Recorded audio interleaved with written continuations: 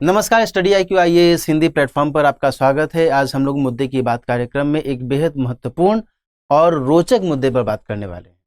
यहाँ पर आप पीछे स्लाइड पर देख रहे होंगे, अचानक से चर्चा में क्यों आ गया सन्यासी विद्रोह, और साथ ही आप एक पोस्टर भी देख रहे होंगे। यह एक मूवी का पोस्टर है दोस्तों, और यह मूवी जो है इसका नाम है 1770 1770। तो सन्यासी विद्रोह और 1770 का क्या रिलेशन है, आज की चर्चा में हम इसी को समझेंगे। ये जो मूवी है अभी रिलीज नहीं हुई है, ये क्लियर मैं कर दूं, ये मूवी अभी रिलीज नहीं हुई है। ये पोस्टर जो है मूवी का रिलीज किया गया है, और इसी को आधार बनाते हुए आज हम लोग डिस्कस करेंगे। ठीक है, आइए शुरुआत करते हैं, एक एक कर समझते हैं कि इसमें क्या कुछ बातें निहित है। पहले तो ये समझिए कि इस मूवी का जो निर्देशन है वो किसके द्वारा किया जा रहा है। अश्विन गंगराजू है ना, अश्विन गंगराजू इनका नाम है, और ये बहुत फेमस डायरेक्टर है। इनका जो संबंध है ये SS राजामौली का नाम सुना है आपने? SS राजामौली एक बहुत ही फेमस डायरेक्टर है। उनके साथ अश्विन गंगराजू ने सहायक भूमिका भी निभाई है कई मूवीज में भी, है ना। कई मूवीज के निर्देशन में सहायता की है अश्विन गंगराजू ने SS राजामौली का। और RRR या फिर कहें बाहुबली, है ना, ये सभी जो मूवी आई थी इसमें इन दोनों ने मिलकर काम किया है डायरेक्शन के स्तर पर। क्लियर? आगे बात करते हैं। चूंकि इनके द्वारा ही यह जो मूवी आने वाली है 1770 जो मूवी है, इनके द्वारा ही डायरेक्शन किया जा रहा है, इसलिए इनकी बारे में मैंने आपको ब्रीफ में बता दिया। अब आगे बढ़ते हैं। बांग्ला उपन्यास आनंद मठ पर यह जो मूवी है आधारित है। क्लियर? इसमें सन्यासी विद्रोह से जुड़ी पटकथा का इस्तेमाल किया गया है, इसलिए हम लोग सन्यासी विद्रोह के बारे में थोड़ा समझेंगे और जानेंगे।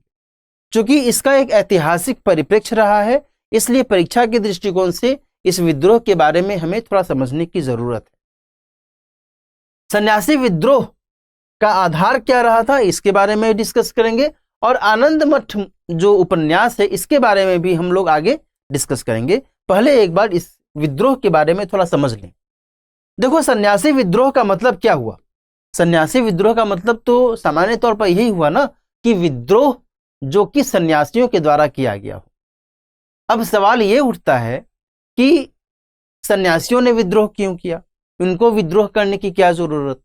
ये तो जो दुनियादारी है इनसे दूर रहते हैं, तो ये किस चीज के लिए विद्रोह कर रहे हैं भाई, है ना, ये सवाल उठ सकता है।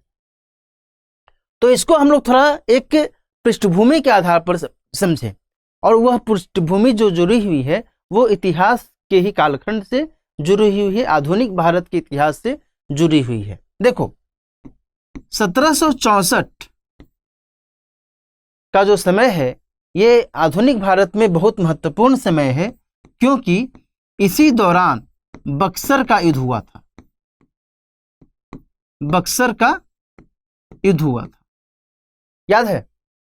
आधुनिक भारत यदि आपने पढ़ा होगा तो उसमें जब British east India company Bharat में स्थापित हो रही होती है, तो ब्रिटिश ईस्ट इंडिया कंपनी के द्वारा दो महत्वपूर्ण युद्ध किए जाते हैं। एक 1757 में प्लासी की लड़ाई होती है, जिसमें अंग्रेज धोखे से विजय हासिल करते हैं, और दूसरी जो लड़ाई होती है 1764 में, बक्सर का युद्ध, और इसके बाद वो आधिकारिक तौर पर स्थापित हो जाते हैं बंगाल में। क्लियर? बक्सर के युद्ध के बाद में जो बंगाल के नवाब को हटा दिया जाता है, और कई सारे अधिकार ब्रिटिश ईस्ट इंडिया कंपनी को मिल जाता है। किसके द्वारा? तो 1765 में इलाहाबाद की संधि के द्वारा,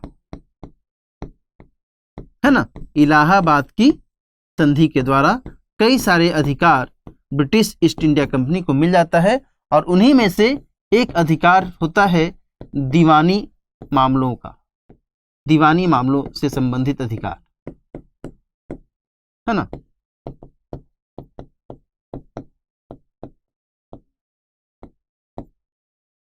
ठीक है, यहाँ पर दीवानी फौजदारी वाली बात नहीं चली, वो नहीं है कि जो सिविल केस और क्रिमिनल केस उसके बारे में हम नहीं यहाँ पर बात कर रहे हैं। ये दीवानी अधिकार का मतलब यहाँ पर ये हुआ कि टैक्स वसूलने का अधिकार और टैक्स संग्रह करने का अधिकार, टैक्स कलेक्ट करने का अधिकार इनको मिला था। ठीक है, यहाँ पर मैं लिख भी देता हूं कि कर वसूलने और संग्रह करने का अधिकार। ठीक है, ये स्पष्ट समझ लीजिएगा। यहां से मैं ये मामला हटा ही देता हूं, नहीं तो आपको कंफ्यूजन हो सकता है कि कहीं वो तो नहीं है ना। दीवानी से संबंधित आप लिख दीजिए, समझ लीजिए कि दीवानी से संबंधित अधिकार इनको मिला था, और उसमें क्या है तो कर वसूलना और कर संग्रह करना। ये एक चेन है ना, और इसी से जुड़ा हुआ है ये विद्रोह। क्यों जुड़ा हुआ है ये समझिए। जब बंगाल पर ब्रिटिश ईस्ट इंडिया कंपनी ने शासन स्थापित किया और फिर जो दीवानी अधिकार है इस कंपनी को मिला, तो वहां की अर्थव्यवस्था को अपने हिसाब से उन्होंने मोल्ड किया, है ना, उसको फिर से पुनर्संरचित किया, रीस्ट्रक्चर्ड किया। इसका जो खामियाजा है, इसका खामियाजा किसको भुगतना पड़ा? तो जो उस क्षेत्र में, बंगाल के क्षेत्र में जो जमींदार रहते थे, जो कृषक रहते थे, जो शिल्पकार रहते थे, है ना, इन सभी को इसका खामियाजा भुगतना पड़ा।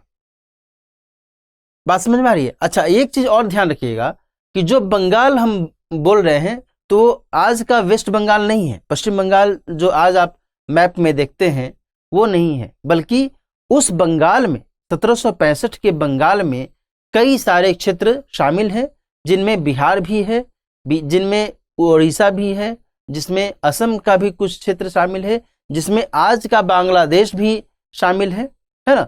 ये बहुत बड़ा क्षेत्र है बंगाल। बात समझ में आ रही है ना?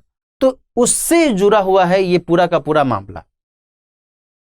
और जब ब्रिटिश ईस्ट इंडिया कंपनी ने कर वसूलने की कोशिश की, नाजायज तरीके से अत्याचार किया इन सभी लोगों पर, तो फिर स्थिति बद से बदतर होती चली गई। और जहां एक तरफ इनमें सामान्य जनता में विद्रोह की भावना उठ रही थी, वहीं दूसरी तरफ जो सन्यासी थे, जो सन्यासी वर्ग से लोग बिलोंग करते थे, उनमें भी विद्रोह की भावना जग रही थी। इसका कारण था कि तीर्थाटन पर, तीर्थ करने पर पाबंदी लगाई जा रही थी ब्रिटिश ईस्ट इंडिया कंपनी के द्वारा, है ना। और इनका जो नेचर है, जो सन्यासी हैं, उनका नेचर सामान्य तौर पर होता है कि वे एक जगह से दूसरे जगह वो आवागमन करते रहते हैं, है ना, एक तीर्थ से दूसरे तीर्थ वे आते जाते रहते हैं। लेकिन इस पर जब प्रतिबंध लगाया जाने लगा तो उनके मन में भी विद्रोह की भावना जगने लगी, और दूसरी तरफ जो सामान्य जनता थी वो तो अत्याचार से पीड़ित थी। तो इन दोनों ने मिल करके, सन्यासियों ने आम जनता के साथ मिल करके विद्रोह का बिगुल बजा दिया। इसके बीच में एक और बात आपको ध्यान में रखनी है, और वो ये है कि 1770 में ही बंगाल में अकाल भी पड़ा था, है ना। 1770 में ही बंगाल में अकाल की स्थिति देखी गई, और उस अकाल के कारण ही क्या हुआ कि स्थिति और तनावपूर्ण हो गई। यह अकाल ऐसा नहीं था कि प्राकृतिक आपदा के कारण यह अकाल पड़ा, है ना, ऐसा नहीं था कि बारिश नहीं हुई और अकाल पड़ गया। दरअसल कारण यह था कि जब कंपनी ने जबरन अधिक से अधिक कर वसूलने की ठानी, और जब जमींदार, कृषक ये और या आम जनता कर देने की स्थिति में नहीं थे, तो उनसे अनाज वसूला गया कर के तौर पर, और बड़ी मात्रा में अनाज की वसूली की गई। तो ऐसे सामान्य जनता के पास में खाने को अनाज भी नहीं रहा, और यह जो है अकाल के रूप में परिणत हो गया। ठीक है, 1773 से लेकर के 1800 का जो समय था, वो पूरा का पूरा समय सन्यासी विद्रोह के अंतर्गत जाना जाता है और समझा जाता है ना। और इसी के कारण जो विद्रोह की स्थिति पनपी, वह अपने आप में महत्वपूर्ण हो गई। ब्रिटिश अत्याचार के खिलाफ हिंदू सन्यासियों के द्वारा यह सशस्त्र विद्रोह किया गया था। यह ध्यान रखिएगा, यह जो विद्रोह था यह सशस्त्र विद्रोह था। ठीक है, ऐसा नहीं था कि चूंकि सन्यासी थे तो वो हथियार नहीं उठा सकते थे। दरअसल इनकी प्रकृति ही थी कि ये अन्याय के खिलाफ हथियार उठा लेते थे, और जबकि इनके ऊपर इस तरीके से प्रतिबंध लगाया गया, इनके तीर्थाटन पर प्रतिबंध लगाया गया कंपनी के द्वारा, तो निश्चित तौर पर ये इस रूप में सशस्त्र विद्रोह के तौर पर सामने आ गए, है ना। एक चीज और ध्यान रखिएगा कि इस पूरे घटनाक्रम में एक जो महत्वपूर्ण एंगल है वो ये है कि सन्यासी के साथ साथ फकीरों ने भी विद्रोह किया था, है ना। तो ऐसा नहीं है कि केवल सन्यासियों ने विद्रोह किया था, है ना। फकीर आंदोलन भी या फिर कहें फकीर विद्रोह भी इससे जुड़ा हुआ है, क्योंकि उस समय जो हिंदू सन्यासी थे और जो मुस्लिम फकीर थे, इन सभी की अपनी अपनी भूमिकाएं होती थी और ये सभी अपने अपने स्तर से जीवन यापन करते थे। और कंपनी ने हिंदू सन्यासियों और मुस्लिम फकीरों में कोई भेदभाव नहीं किया था अत्याचार के स्तर पर। तो इस कारण से फकीरों ने भी इस विद्रोह में बढ़ चढ़ कर हिस्सा लिया था और इसे फकीर विद्रोह की संज्ञा भी दी जाती है ना। तो ये सारी चीजें यहाँ पर आपको समझ में आनी चाहिए, क्लैरिटी होनी चाहिए। आइए अब समझते हैं कि जिस आनंद मठ पर इस मूवी की रचना की गई है वह आनंद मठ किसने लिखा था और इसमें क्या कुछ खासियतें हैं। बंकिम चंद्र चटर्जी एक महत्वपूर्ण, एक महान उपन्यासकार रहे और इन्होंने ही आनंद मठ की रचना की थी, है ना, आनंद मठ, ठीक है। और इसी आनंद मठ में किसकी चर्चा है, तो सन्यासी विद्रोह की, जिसके बारे में अभी हमने बातचीत भी की, ठीक है। यह उपन्यास उन्होंने लिखा था 1882 में, क्लियर। और इसी आनंद मठ में वंदे मातरम को शामिल किया गया है ना। वंदे मातरम के रचयिता भी बंकिम चंद्र चटर्जी ही हैं, ठीक है, ये ध्यान रखिएगा। ये जो वंदे मातरम है, ये वंदे मातरम क्या है, भारत का राष्ट्रगीत, जिसे 24 जनवरी 1950 को अपनाया गया था, है ना। और पहली बार 1896 में कलकत्ता अधिवेशन में, कांग्रेस के कलकत्ता अधिवेशन में रविंद्रनाथ टैगोर ने यह गीत गाया था, ठीक है। तो ये कुछ फैक्ट्स हैं जो कि आपको ध्यान में रखने की जरूरत है। चूंकि 1770 मूवी से इसका एक कनेक्शन दिख रहा है, आनंद मठ का कनेक्शन दिख रहा है, आनंद मठ में राष्ट्रगीत के जो वंदे मातरम है इसको शामिल किया गया है। तो ये सारे तथ्य आपको यहाँ पर ध्यान में रखने की आवश्यकता है।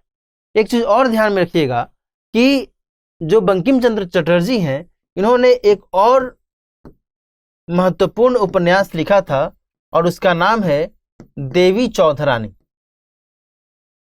है ना। देवी चौधरानी नाम से उन्होंने एक और महत्वपूर्ण उपन्यास लिखा था। जो देवी चौधरानी है, ये भी एक महत्वपूर्ण भूमिका निभाई थी, किसमें, सन्यासी विद्रोह में, ये ध्यान रखिएगा, है ना। और इनके साथ साथ में भवानी चरण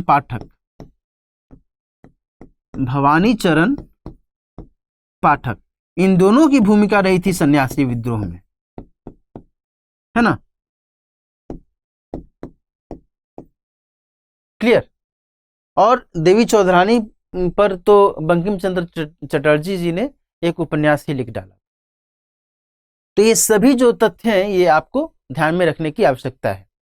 तो आज की चर्चा में हमने 1770 जो मूवी आने वाली है इसके बारे में थोड़ा विस्तार से समझने की कोशिश की कि इस मूवी की पटकथा किस पर आधारित है और वह जो सन्यासी विद्रोह है, वह सन्यासी विद्रोह कब हुआ, क्यों हुआ, उसका आधार क्या था, और बंकिम चंद्र चटर्जी के आनंद मठ के बारे में भी हमने हल्की सी जानकारी ली।